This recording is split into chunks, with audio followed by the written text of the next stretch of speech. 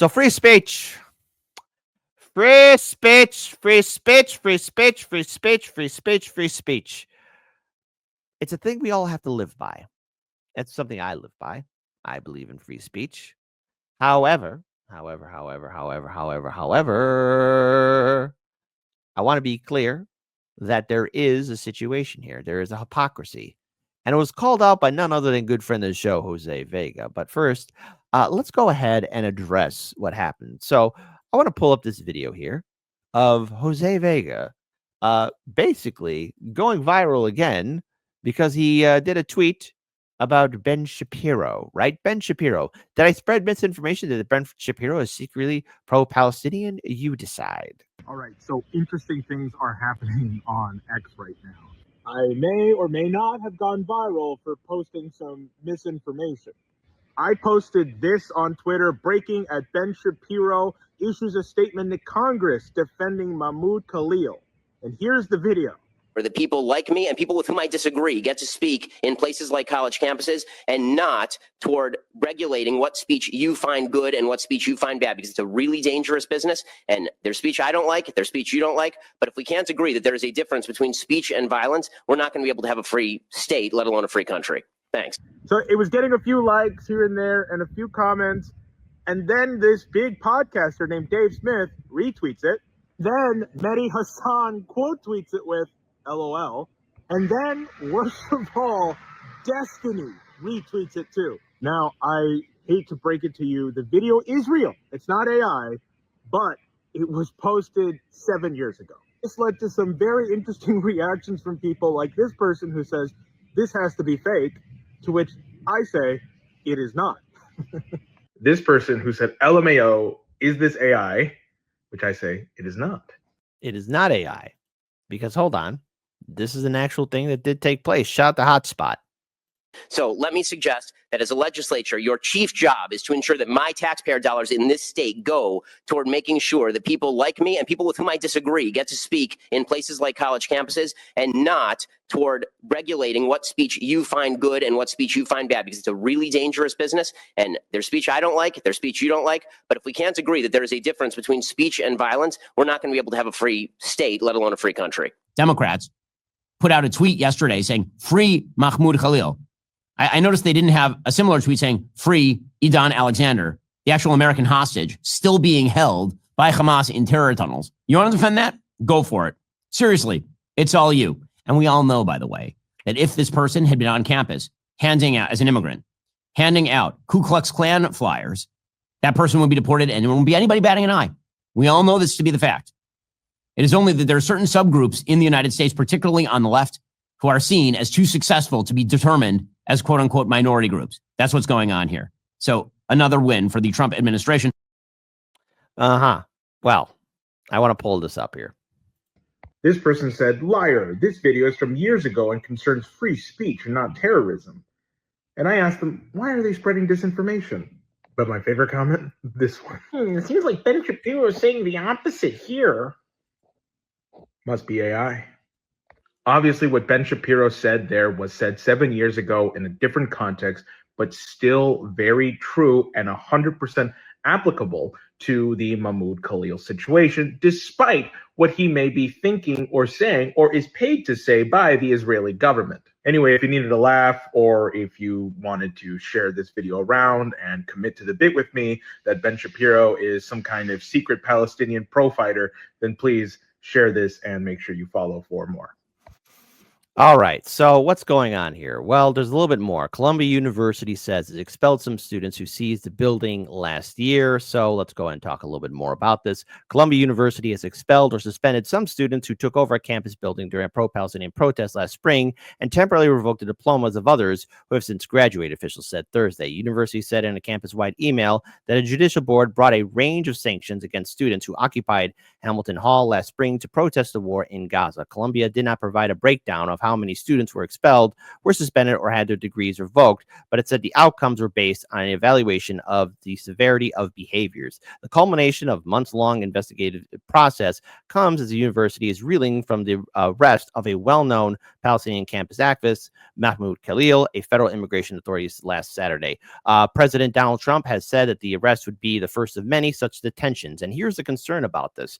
I had Larry Sharp on the show yesterday, and what happened was, unfortunately, we had a very interesting conversation with and about Mahmoud Khalid and what he is facing off against. Now, while he is a green card recipient, there is the danger of, well, what comes next? And now here, some of the students that were at this protest who did seize that building are looking at having their, again, let's be clear on this, potentially being expelled. Now, this is a huge, huge statement that's happening because this calls into question of, well, what happens with the right of assembly and the right to protest? At the same time, the Trump administration has stripped the university of more than $400 million in federal funds over what it calls a failure to combat campus anti-Semitism. Congressional Republicans have pointed specifically to a failure to discipline students involved in the Hamilton Hall seizure as proof of inaction by the university. The building occupation followed a tent encampment that inspired a wave of similar demonstrations at college campuses across the country. On April 30th, 2024, a smaller group of students and their allies barricaded themselves inside Hamilton Hall with furniture and padlocks in a major escalation of campus protests. At the request of university leaders, hundreds of New York police stormed down to campus for the following night, arresting dozens of people involved in both the occupation and the encampment. At the court hearing in June, the Manhattan District Office said it would not pursue criminal charges of 31 of the 46 people initially arrested on trespassing charges inside the administration building. But the students still face disciplinary hearings and possible expulsion of the university. The final sanctions announced Thursday followed a lengthy process that involved hearings for each student led by the long-running University Judicial Board. Some students who joined the encampment but did not participate in the building takeover learned that they would not face further discipline beyond their previous suspensions. With the result of other events taking place last spring, again, the University Judiciary Board determinations recognized previously imposed disciplinary action, the university said in a statement. The disciplinary process drew scrutiny from House Republicans who demand university administration turn over disciplinary records of students involved in campus protests or risk billions of dollars in federal funding. One must wonder then what happens then in future protests and what will happen. Now, I want to pull up this right here. This is a shout out to one of our viewers here. If they are revoking degrees, they have to return the money, right? Because college ain't cheap. Today, the Columbia University Judicial Board determined findings and issued sanctions to students ranging from multi-year suspensions, temporary degree revocations, and expulsions related to the occupation of Hamilton Hall last spring. With the result of other events taking place last spring, the UJB's determinations recognized previously imposed disciplinary actions. So that is what's taking place. And this has been statement from the vice president in regards to the detention of Mahmoud Khalid. There's controversy over the decision to try to deport that former Columbia student, Mahmoud Khalil, over national security concerns that were determined to be in place by Marco Rubio. Are you at all worried that a future Democrat administration would use that same provision to try to deport conservative students studying here in the United States? Well, if it was an American citizen, it would be a different conversation. If a Democrat tried to do that to an American citizen, of course, Talking about green card that would be a problem. But Laura, a green card holder, even if I might like that green card holder, doesn't have an indefinite right to be in the United States of America, right? American citizens have different rights from people who have green cards, from people who have student visas. And so my attitude on this is this is not fundamentally about free speech. And to me, yes, it's about national security, but it's also more importantly about who do we, as an American public, decide gets to join our national community? And if the Secretary of State and the President decide this person shouldn't be in America and they have no legal right to stay here, it's as simple as that. Do you see more such deportations happening? I think we'll certainly see some people who get deported on student visas if we determine that that it's not in the best interest of the United States to have them in our country. So yeah, I don't know how high that number is going to be, but you're going to see more people. We have 1.1 Now, there has been an update as well to this because if we look further, DHS agents searched 2 Columbia University residences days after anti-Israeli agitator Mahmoud Khalid was arrested by ICE at off-campus apartments. So let's talk about this.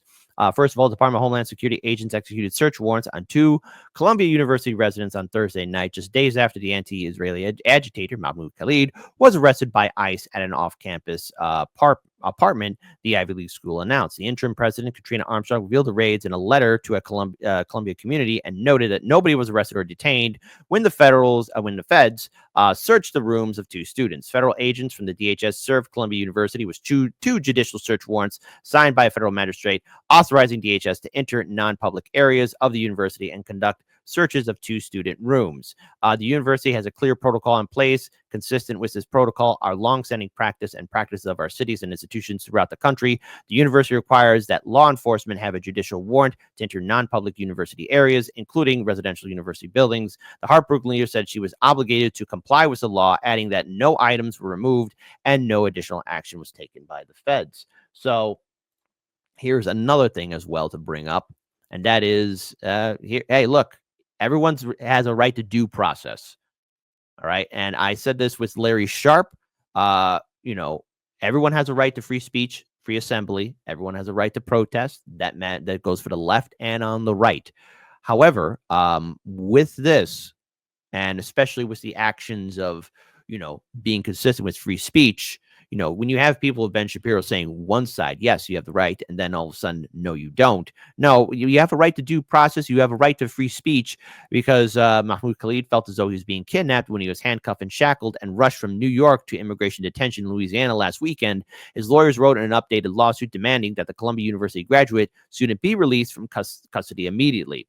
The activist has told his lawyers that agents who arrested him at his university housing last Saturday night in front of his 8-month pregnant wife never identified themselves. Once in immigration customs enforcement detention in Louisiana, he was left to sleep in a bunker with no pillow or blanket as top Trump administration officials cheered the effort to deport a man his lawyers say sometimes became a public face of student protests on Columbia campus last year against Israel's military actions in Gaza.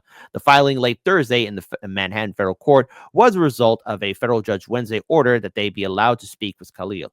Again, he should be speaking to his counsel. The Trump administration has not accused him of any criminal behavior, but has said he aligned with Hamas.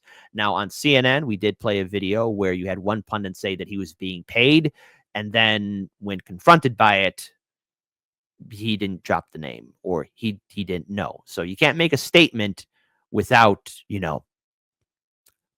proof, evidence. One of his lawyers, Donna Lieberman, told CNN on Friday in a TV interview, this is a targeted, retaliatory, and extreme attack on the right of free expression, and said Khalil is being detained for having ideas. They're not claiming he did anything illegal. They just don't like what he said. Now, I do want to pull up here. Again, it's a matter of free speech, but this is a danger here, and I want to pull this up with Hotspot. Shout out Tommy Tuberville on hateful speech. When it comes to protesters, we got to make sure we treat all of them the same. Send them to jail. That means everybody. Of education. We have K through 12 and we have higher ed. We've got to treat both of them different. But when it comes to protesters, we got to make sure we treat all of them the same. Send them to jail. Free speech is great, but hate, free speech is not what we need in these universities, and they don't need to be doing things that they're preaching from Hamas about anti-Semitism. Senator of Education. Now that is a problem, because if we start doing this, there's another thing. Shout out to Hotspot as well. U.S. Speaker Mike Johnson. If you're on student visa and you're aspiring young terrorist who wants to prey on your Jewish classmates, you're going home. Now the thing is, proof and evidence. We have to show that if there is violence, if there is any indication somebody's getting hurt, fine. But if you're detaining somebody, what kind of message is being sent here? Yeah. In your estimation, what crime did Mahmoud Khalil commit to warrant his arrest, detention, and the potential revocation? Let me tell you something. I went face down the angry mob at Columbia at the height of that stuff. When the pro-Palestinian, pro-Hamas protesters were there. I'm telling you, this is my own observation, not something I read in the newspaper. It was dangerous. I met with Jewish students before we went to campus who were hauled away off campus because they were instructed by the administration not to come to class, which they paid for for fear of their physical safety. The administrators there refused to take control of that campus. They refused to allow the PD to come, the police department to come in and take control. And it turned into a chaos. The president has since been removed. And now they got the same problem again. Columbia and other universities, they have to keep control of campus. The first responsibility of an administration is ensuring the safety of the students who are paying tuition to be there, for crying out loud. This madness has to stop. We have to get control of it. This guy apparently was a mastermind of those very things, when the gnashing of teeth and the ripping of clothes and the people screaming at me, wanting to rip me limb from limb because I was there talking about moral clarity and how there's a right and a wrong. They were doing that. They disrupted the campus. They were threatening physical violence to their fellow students. If you're on a student visa, I'm going to say this clearly. If you are on a student visa and you're in America and you're an aspiring young terrorist who wants to prey upon your Jewish classmates, you're going home. We're going to arrest your tail and we're going to send you home where you belong. And this is just getting started. So look, I appreciate free speech. I used to defend it in courts, but this is far beyond the pale of that. When you are threatening your classmates and spewing anti-Semitism and all this hatred, it's enough. And I think the American people understand that. They're supporting it. And I'm glad we have a president who's strong enough to lay down the law.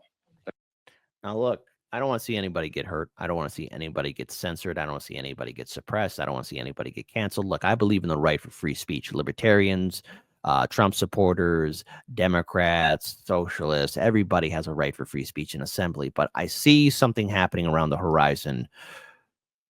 Due process needs to take place. And immediately, as soon as Mahmoud was again detained, he should have been having access to his lawyers and his counsel. I want to pull this up here one more time. So let me suggest that as a legislature, your chief job is to ensure that my taxpayer dollars in this state go toward making sure that people like me and people with whom I disagree get to speak in places like college campuses, and not toward regulating what speech you find good and what speech you find bad, because it's a really dangerous business. And there's speech I don't like, there's speech you don't like. But if we can't agree that there is a difference between speech and violence, we're not going to be able to have a free state, let alone a free country. Democrats put out a tweet yesterday saying, free Mahmoud Khalil. I noticed they didn't have a similar tweet saying, free Idan Alexander, the actual American hostage still being held by Hamas in terror tunnels. You want to defend that? Go for it. Seriously, it's all you. And we all know, by the way, that if this person had been on campus handing out, as an immigrant, handing out Ku Klux Klan flyers, that person would be deported and there won't be anybody batting an eye. We all know this to be the fact. It is only that there are certain subgroups in the United States, particularly on the left, who are seen as too successful to be determined as quote unquote minority groups. That's what's going on here. So another win for the Trump administration. So I wouldn't call this a win. I would call this setting a very concerning precedent. Now, when it comes down to free speech, I want everyone to be reminded about the words from Jerry Springer when he was mayor, and when he had the dauntless situation of speaking, or he's at dealing with the situation of a supremacist group holding a protest and a right to assemble in his area. He was conflicted, and they were spouting out a lot of violence, a lot of hate, a lot of bigotry, a lot of racism. And when confronting with his father about it, his father said, let them speak. Now, the situation with Mahmoud Khalil, who was, one of the many leading protesters there, a due process and evidence must be presented. That's what needs to take place. You just can't go up to somebody and not announce who you are and then detain them and then deny him counsel. Even if he has a green card, the laws of the land do apply. And I am ever fearful and concerned about what happens to the future of free speech and independent media, and consistency needs to be made key. We're in some uncertain times here, and we need to keep our heads on a swivel here, folks. Radio station just censored the word devil. Clearly, we are on a different level. I guess you wouldn't notice all the rolling boulders crashing past your shoulders when you're taught to shift your focus lower, scream at all the pebbles. cheering on the bombers because you can't abide the rebels. But I bet you'll wring your bloody hands when all the dust has settled, when the last little limb is pulled from Gaza's twisted metal. Then you can say how you were led astray, and never once in all your days would you have knowingly supported all the genocide for which you clapped and prayed. But they baited you with unconfirmed blurbs about babies until you were filled with rage. Yet someone told you babies had been starving, bombed, and caged for nearly 80 years in Gaza, and you looked the other way. So regret, but make it fashion. Go and pluck that final petal off a hyacinth on Instagram for every kid they kettled. Every son that Israel imprisoned when they're little, that they tortured for a decade, then surprised with their acquittal. And when they got released and saw their parents and whatever siblings hadn't met the missiles, they stared right through their middle. Their eyes don't seem to focus, and their words are all but dribble, like they're pondering the darkest riddle. That is, how many false flags does it take to make humanity inhuman and uncivil, distorted by the revel? The crooked slant where Israel contorts into America, Biden bathing Bibi in a bloodbath in the bevel. I opened up my feed and I saw children disassembled. Turned some music on and heard the station censor devil. Imagine thinking Doja Cat's a threat to moral fabric in the single largest terror cell that ever felled a temple, that ever sparked a cleansing, that ever burned a market, that ever raped with bayonets or carpet-bombed apartments, that ever turned your water off and left you in the darkness, left you doing surgery on children while they're conscious. You sing the devil's praises every time you sing our anthem. You sing a hymn to him that watched us birth a million phantoms. You'll proudly wave his flag, and yet you will not name the devil? Well, clearly, we are on a different level. I can give you names, shit, I'll give you several. They say the devil wears a different face for every general, like a composite of the char he brought to fields of emerald, and the wail of every childhood we made ephemeral. So who else has left the stain of blood on everything they touch? Who else can starve civilians and they don't so much as blush? Who else has paid for Gaza being flattened into dust? If there's ever been a devil on this earth, then it is us. That's U.S. What an ugly couple letters. Feeding shit and ignorance to those it chose to tether. From the river to the sea, both are slowly growing redder. For the devil that you know just knows you better. It knows every gut reaction it could ever make you feel. It knows fear is that which wakes you up and gets you on your wheel. It knows just the kind of story that will justify its war.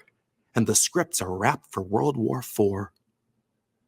So just imagine my surprise to give the radio a listen and to hear such pious morals out of Zionists and Christians that they'd take the devil's name and try to clip it from existence while they carry out his bloody business. You would wave a fascist flag, and yet you honor not your Iblis? Name you not Apollyon? Hush you now your witness?